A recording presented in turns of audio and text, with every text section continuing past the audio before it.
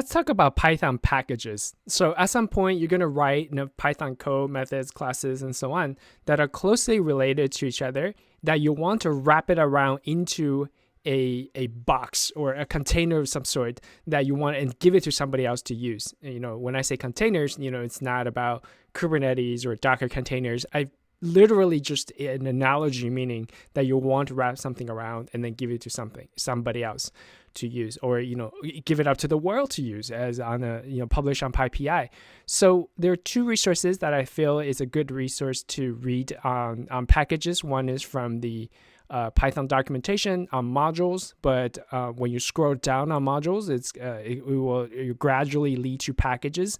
And the other one is from Real Python. Dan is always very good about keeping quality stuff on his site. So I feel this is another good introduction for packages. So we've already seen packages. So when we used Nornir, so remember when we say from Nornir import init Nornir, so that means what it's telling Python is that it's from the Nornir package and import this this file, right? So this could be a class, this could be a method, this could be a function. And when we want to be more specific, maybe there's sub packages or sub modules. Then from here, we see this dotted notation where we say from Nornir.plugins.task.networking import this function or methods or whatnot. So that is kind of what we're already using for packages. And let me give you a oversimplified version of how I always think of packages. So, when we're using Python, then we always think about, we have this global namespace. So let's just do this. We have this global namespace that is, here.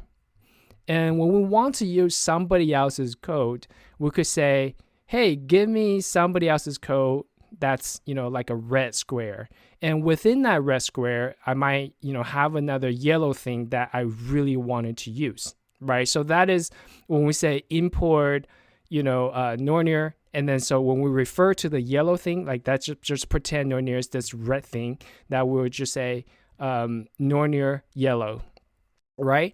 Or if we want to use the yellow thing directly, then we could just say from Nornir and then import this yellow thing. I don't know if I could you could draw the exact same square, but essentially what we're saying is that if we import that and into this global namespace, then we could refer to yellow directly. Granted that we don't have another yellow within the same green space, and that's what we mean by namespace, is that we want to avoid this conflict between two yellows in the same namespace. So if we, always do this, import red, and then when we need to use yellow, we'll just say red.yellow, then we will not have to worry about having this conflict within the global namespace. But as you can see, sometimes it gets too complicated, and who wants to say every single time they want to refer to netmiko send command, they will have to say nornir.plugin.task.networking.netmiko command, right? So, and that is unique enough that we could just import it directly into our global namespace.